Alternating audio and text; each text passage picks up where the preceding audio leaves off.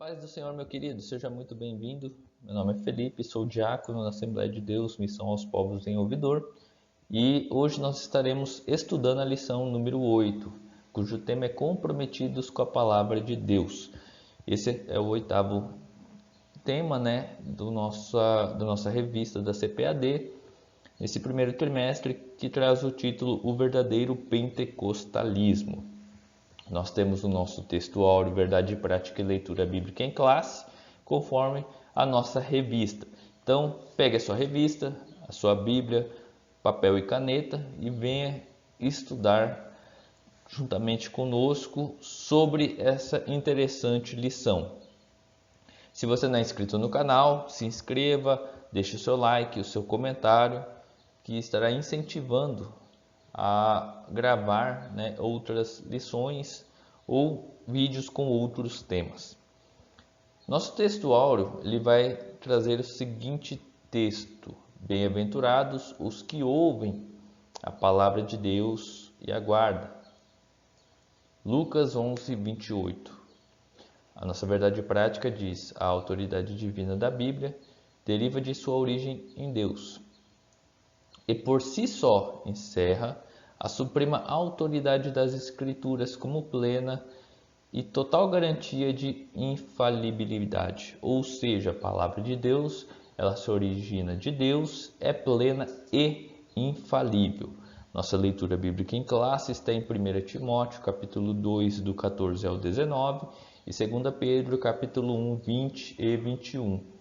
Diz assim o texto de 2 Pedro que eu quero enfatizar: sabendo primeiramente isto, que nenhuma profecia da Escritura é de particular interpretação, porque a profecia nunca foi produzida por vontade de homem algum, mas os homens santos de Deus falaram, inspirados pelo Espírito Santo. Assim, nós iniciaremos a nossa lição. Nós já sabemos que ela possui uma introdução e 3 tópicos, sendo eles a autoridade da Bíblia, zelo pela doutrina e cuidado quanto aos modismos. A nossa introdução traz o seguinte texto: vamos estudar a relação dos pentecostais clássicos. Os pentecostais clássicos são os pertencentes à primeira onda do pentecostalismo. Nós possuímos 3 ondas do pentecostalismo e a primeira onda é conhecida como o pentecostalismo clássico.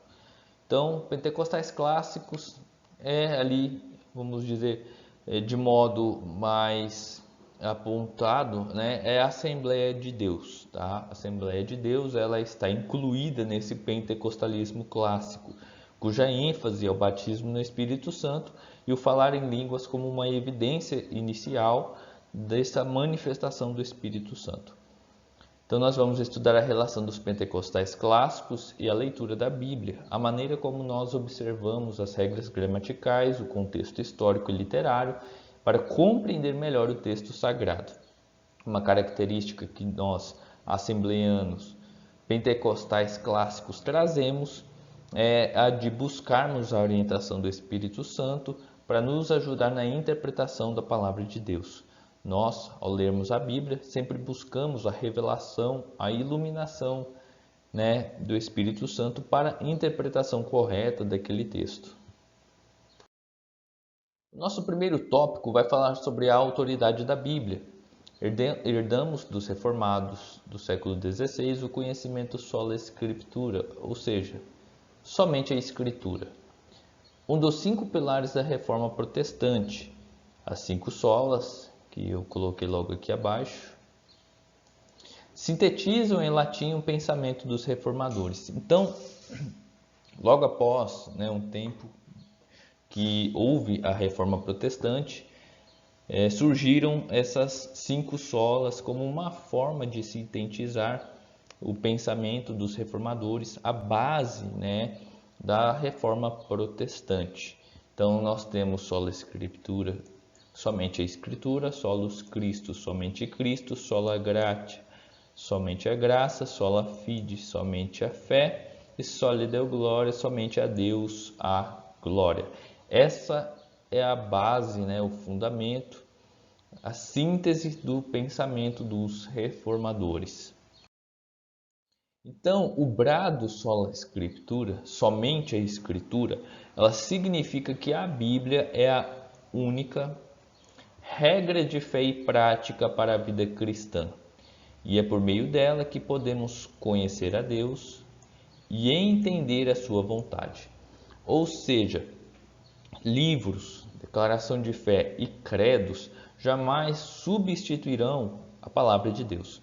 A Bíblia ela é única, ela que vai nos nortear, ela que vai trazer para nós a forma, de nós levarmos a nossa caminhada cristã conforme a vontade e nos aproximarmos, de Deus. Através da Bíblia nós temos ali a própria voz de Deus escrita, A Bíblia ela vai trazer para nós aquilo que Deus quer de nós, aquilo que nós devemos seguir, aquilo que nós devemos fazer. Então, é importante ressaltarmos que ela é a única regra de fé e prática para a vida cristã. Para alguns não pentecostais e cessacionistas são aqueles que acreditam que os dons espirituais cessaram-se ali juntamente com a igreja primitiva, tá?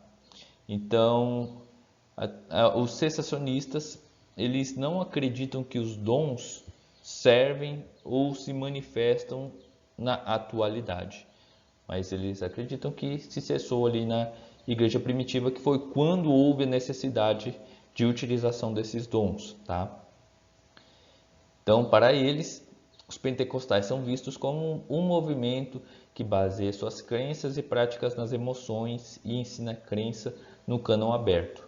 Isso é uma mentira, E isso daqui ela não fundamenta e nós refutamos esse pensamento, pois nós cremos que a revelação canônica se encerrou com os apóstolos no Novo Testamento. Ou seja, a Bíblia ela não é continuada, vamos dizer assim, um termo mais popular. A Bíblia ela está encerrada. Deus já revelou, através da palavra de Deus, tudo o que teria que revelar para nós, de forma escrita. Então, a Bíblia ela é única e está fechada. A nossa fonte de autoridade é unicamente a Bíblia. Então, nós não cremos em um cânon aberto, ou seja, uma edição da Bíblia, ou conforme surgiu atualmente um termo de atualização da Bíblia. Não, a Bíblia ela é única e está encerrada. Ela é autoridade para nós, ela é inspiração, ela é o conhecimento acerca de Deus. E ali nós temos como regra de fé e prática para a nossa vida cristã.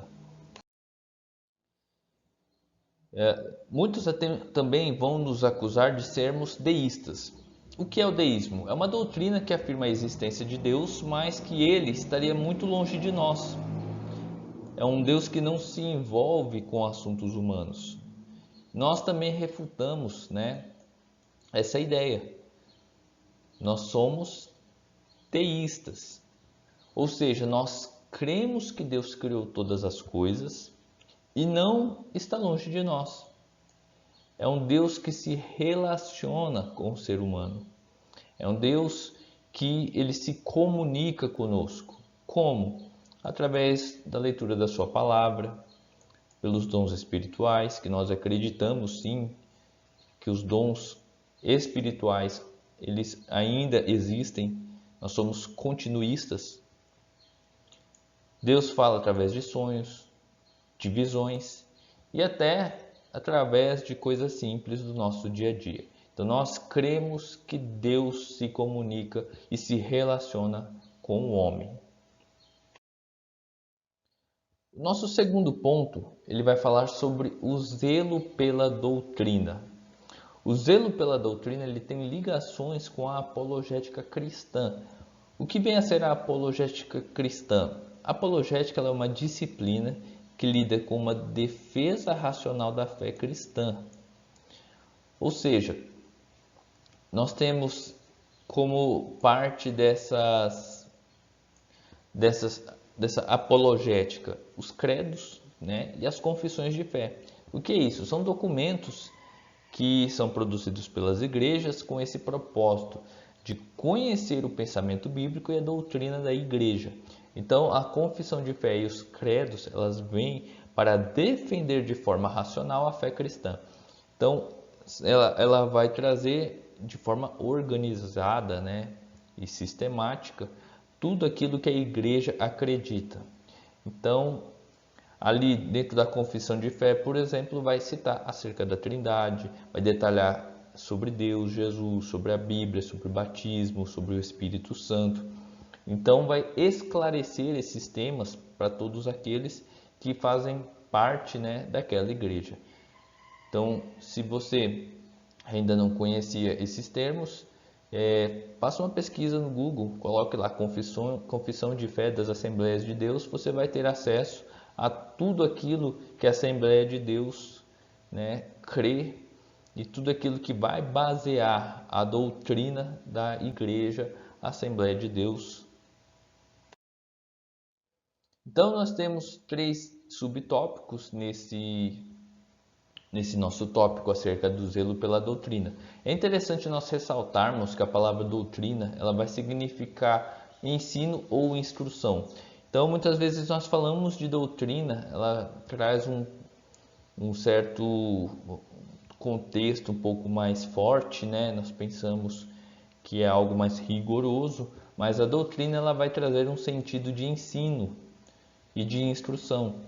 Então, essa é a importância de nós termos zelo pela doutrina, zelo pelo ensino, zelo pela instrução. Aí se faz ainda mais importante a necessidade de um credo e de uma confissão de fé para basear, né, a doutrina, ou seja, a instrução, o ensino, aquilo que a igreja acredita de forma fundamentada dentro da palavra de Deus. Conteúdo da fé. A palavra doutrina se aplica também a um corpo básico e coerente do ensino cristão, como os credos. É o que eu havia comentado, os nossos credos, né? Que é aquilo que nós cremos, ela vai trazer a palavra doutrina. Ou seja, é uma instrução a todos os membros daquela congregação sobre o que essa igreja está acreditando, baseando, né, ali dentro da palavra de Deus. Confissão de fé e a Bíblia. Nossa confissão de fé não é de autoria particular, pois expressa o pensamento da igreja. Esse documento é submetido às Escrituras e estão em conformidade com elas. Se você pegar a confissão de fé da Assembleia de Deus e basear juntamente ali com a Bíblia, você verá que não há contradição. Tanto que a confissão de fé da Assembleia de Deus contém diversos versículos, né, que baseiam cada um dos argumentos que nela estão contidos. Então, quando a confissão de fé ela vai falar sobre Jesus Cristo, ela vai ali deixar várias bases bíblicas, né, mostrando que aquilo que a Assembleia de Deus acredita está em conformidade com a palavra de Deus. O nosso terceiro tópico vai falar sobre o cuidado quanto aos modismos. Nós vemos aí atualmente diversas ondas, né, que surgem e geralmente não duram, que nós chamamos de modismo. Nosso cuidado com a doutrina dele, ir além do combate aos modismos e servir para defender, refutar e persuadir. Defender a nossa fé das seitas e heresias, refutar erros que se opõem aos ensinos bíblicos e persuadir contradizentes para que se convertam ao Evangelho. Então, nós temos que entender que nós temos que ter um zelo, um cuidado quanto à palavra de Deus. Então, deixo aqui esses 3 conceitos, né, quanto aos modismos, que nós temos que tomar certo cuidado. Então, defender a nossa fé das seitas e das heresias, refutar os erros que se compõem aos ensinos bíblicos e persuadir aqueles que contradizem, que acreditam, né, nesses modismos e que eles se convertam ao verdadeiro evangelho. Modismo é uma palavra que traz a ideia do que está na moda, né? É aquilo que é do momento, que está aí no ápice, que está em evidência. Isso se aplica também ao campo teológico. São ventos de doutrina que vêm e vão, que têm caráter passageiro, que para nada aproveitam. Então a nossa revista vai trazer aqui alguns exemplos.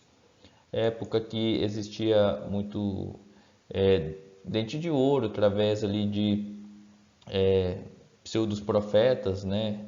Então surgiam dentes de ouro na boca das pessoas, o G12, a unção do Caicai, a febre dos anjos.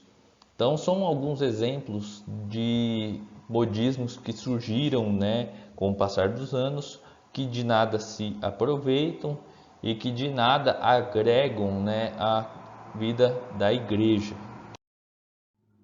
Então, a nossa primeira conclusão, ela vai trazer aqui uma síntese dos 3 tópicos. Nosso primeiro tópico falou, né, sobre que nós sermos um povo que cremos na autoridade da Bíblia para a nossa fé e prática.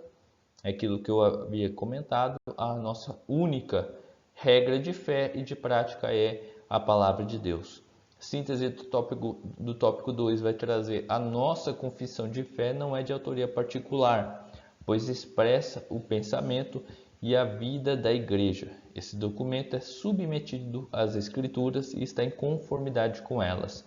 Se você pegar a confissão de fé das Assembleias de Deus e a palavra de Deus, você verá que em nenhum momento há uma contradição. Pelo contrário, a base, o fundamento da nossa confissão de fé é exatamente a palavra de Deus. Então, nós podemos, sem problema algum, submeter a confissão de fé à palavra de Deus. E a nossa síntese do tópico 3 diz que nós devemos combater os modismos, defendendo a nossa fé das seitas e heresias, refutando os erros contra os ensinos bíblicos e persuadindo os contradizentes para que se convertam ao Evangelho. Finalizando a nossa aula, nós temos a nossa conclusão, que diz assim: nós temos compromisso com a palavra de Deus e cremos que ela é a única revelação de Deus escrita para a humanidade. Diante disso, fica claro que nenhuma outra literatura exerce autoridade sobre a nossa vida. Conforme eu comentei, revistas, livros, confissão de fé ou credos são complementos, jamais substitutos da palavra de Deus. Então, a única revelação de Deus escrita para a humanidade é a Bíblia. É ela que deve fundamentar, que deve basear, é ela que vai ser a nossa regra de fé e é ela que traz, né, para nós a base necessária para a nossa caminhada cristã. Que Deus abençoe a sua vida, que o Espírito Santo, a partir dessa lição, lhe dê graça, sabedoria e discernimento para estudar a palavra de Deus e entendermos, né, através dela, o que Deus tem para as nossas vidas.